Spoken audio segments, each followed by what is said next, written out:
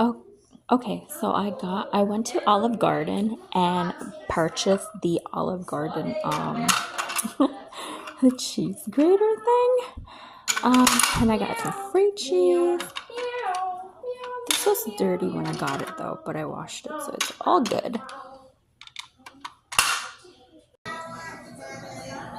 So I'm making some grilled cheese and some tomato basil soup.